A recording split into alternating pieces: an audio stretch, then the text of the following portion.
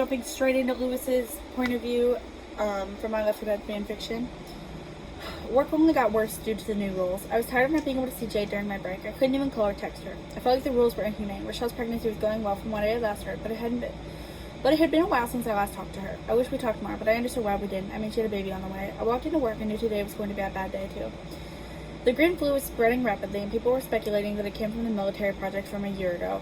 I didn't know, but I also didn't want to involve myself in drama, especially not with the government. Instead, I continued to suffer through work, visiting Jade afterwards and volunteering where she would. We got closer after a while, and she offered for me to move in with her. I did, and I was considering marrying her. I really thought she was the one. I told Rochelle about her, and Rochelle said she was proud of me. One day, I walked into the office to see it almost completely empty. The boss walked over to me, shaking his head. Louis, we're losing people. We might end up having to send everyone home. Masks aren't working, or reaching the point where we're going to need to quarantine. I nod. Yeah, that's understandable. Should I clean up my office?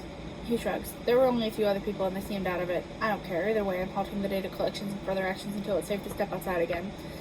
He turns and leaves, heading back into his office and shoving some things from a briefcase. I turned to the desk I usually sat at, wondering if I should go home too. I could surprise Jade with a nice dinner, but she might not want to see me in her house when she first steps inside. I sighed, picking up a picture of my family. Mom, Dad, Rochelle. I smiled. Rochelle was 16 in the picture, but she was as beautiful as she is today. I wish I could see them together again, but quarantine made it hard to travel, especially since we were states away. I gathered some things I couldn't bear not seeing every day and put them into a box. I wasn't sure I wanted to leave. I felt like there's so much work to do still, but there really was no other way. The old guy next to me wasn't there today. He must have been sick, or hopefully he was just quarantining. His immune system couldn't handle the green flu. I walked back out to my car, sparing the gun range a glance before checking things in the back seat. I went back into Franklin Brothers, finding Mr. McIntyre and smiling at him. Am I allowed to come back to get more things? He shrugged, stating he'd be there for another week before officially closing the doors. He didn't care if I came back in later or if I never came back at all. Truth be told, Louis, he turns to me and I see fear in his eyes. I don't think this is going to end well. I pray for you and your family. It was nice knowing you. He pats my shoulder, leaving the door wide open. Nice knowing me. I hoped it wasn't going to end his life. Charlie, it's not that bad. I watched as he left, wishing there was more that I could say. Instead, I go to my car, driving home and unpacking my box of things. I went back every day that week, getting things and checking in on my coworkers. I took a trip to the bathroom. Everything had been fine in the office. People were typing on the computers and some were getting coffee. Before I came back, I found papers scattered everywhere. I looked around, seeing my colleagues slumped in their chairs, groaning in pain. I scooted along the wall until I was outside. I couldn't go back. I walked quickly to the gun range, opening the doors and seeing Jade behind the desk. Her back was to me, and she seemed to be sorting through files. That was odd. Jade? I call, and she hisses as she turns to me. Her eyes were amber, and her skin had turned gray. Oh no. My heart sank as I realized she was gone. There's no more Jade, only this monster. Jade? I want to cry, to sink onto my knees and hold her. Jade, I love you. My voice cracks, and I pull my pistol out. I knew she wouldn't want to suffer. There wasn't a cure. I love you, I say, pulling the trigger. When her body hits the floor, my knees follow. I cry, wishing anything else could have changed. I would trade Goofus for Jade. Well, probably. Gotta capitalize that W there. I loved her. Why'd she have to turn? Why couldn't I? I fell and climbed to my feet, determined to survive for Jade. I walked behind the counter, brushing the bloody hair out of her face. I was going to miss her. I'm sorry. I wanted you to be free. I love you, Jade. I kissed her forehead, avoiding the bullet hole. Ugh, that's nasty. I don't want to see that. I don't want to envision that, but I do. I grabbed some more ammo, figuring I couldn't be too careful. I walk outside, scanning my surroundings. Most of the infected people would be indoors, so unless they broke out, I should be fine. I began to journey down the road. My car wouldn't be any help. It would only attract zombies. Suddenly, a man grabbed me, shushing me. Why would I scream? The world was ending. The sky was gray. Clouds rolling over as humanity was ending. Although you're not technically supposed to go with strangers, let alone old men who pull you into dark alleyways. My name's Bill, he stated, looking up at me. He wore a military jacket with the last name overback etched into the square for the name. He had a lit cigarette in his mouth, and I wondered how anyone could smoke at a time like this. I'm Louis. It's nice to meet you. Is there a reason you grabbed me like that? He looks up at me as if shocked by the question. Yeah. Did you want to become zombie meat? No, I admit, feeling silly. Exactly. Do you have supplies? I shake my head. I have a pistol and some ammo. Why? You're gonna need some food and stuff. You can't just get by on just a gun. I felt bad. He knew what he was talking about, but I couldn't do everything he expected me to. I know, but it's all I had. I just told my child. Everyone there turned. Well, I left the gun range. My girlfriend worked there, and I had to. My throat closes, and I have to chuck my words out. I had to kill her. Bo's face falls. Kid, I'm sorry. I know it won't do much, but I promise things will be okay in the end. I smile. Thanks, sir. He nods, leading me to a house. It had clearly been ransacked, and there was claw marks on the back of Bill's coat. I wonder how they got there, but now wasn't the time to ask. He put together a bag for me, seeming to know where everything in the house was. Did you live here? I asked, and he nodded. And he nods. With my daughter-in-law and her kids. Well, daughter, but still. I knew what he meant. I watched as he finished putting the bag together, handing it to me, and I put it on. It was kind of heavy, but I made do.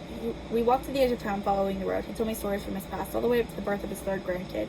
He was a veteran, having been honorably discharged due to his knee. He was smart and wise. Those are the same things. Louis, that is the same thing.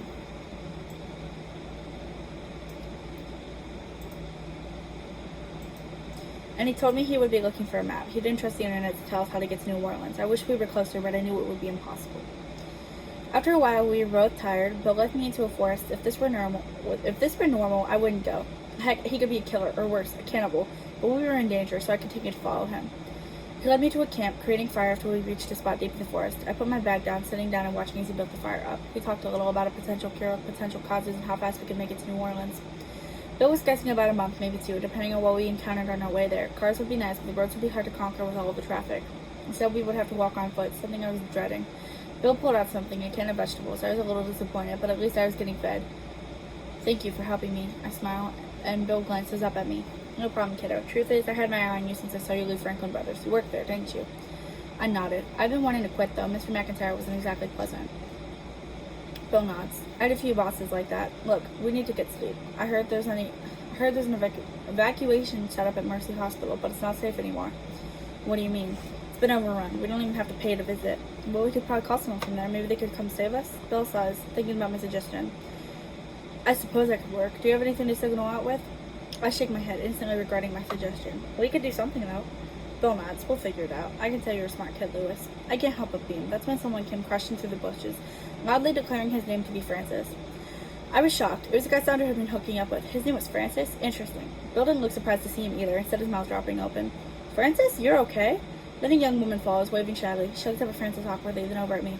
I'm Zoe. Hi, Grandpa. Oh, wow.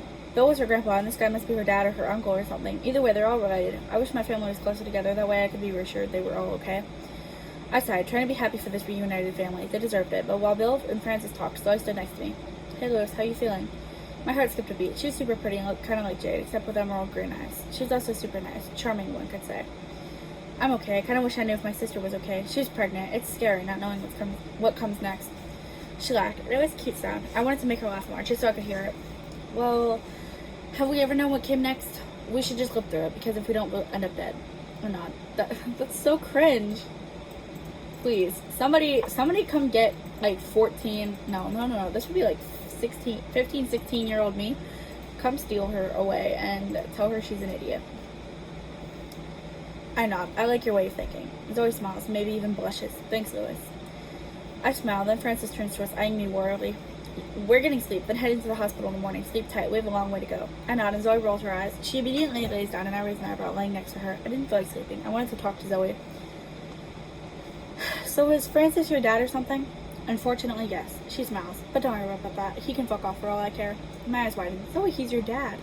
She shrugs. He wasn't ever a dad to me. He was absent my entire life. So were you the daughter Bill was living with? Well, the daughter of his daughter-in-law. Zoe's eyes snapped open, and she sat up quickly. Louis, no, I wasn't. That was my little sister. She looks over at Bill.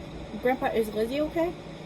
My heart felt happy, knowing that there were other siblings out there who loved each other. I wondered if Rochelle felt the same panic for me, feeling awful because we would never know.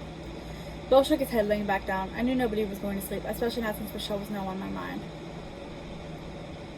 I lay staring at the stars, praying for her to be okay. I loved her. I hoped she was okay, and I knew she felt the same way. I closed my eyes, listening to the soft sound of Zoe's gentle snoring. So you wake up, and you're like, wait a second, is my sister okay? And he's just like, no, and you're like, okay. What? What? You just found out your sister's probably dead, and you're just like, okay, back to bed for me. What? That's it for Lewis's point of view, though. Next week is going to be Bill's. I hope to see you guys. I hope you guys enjoyed this. Thank you for watching.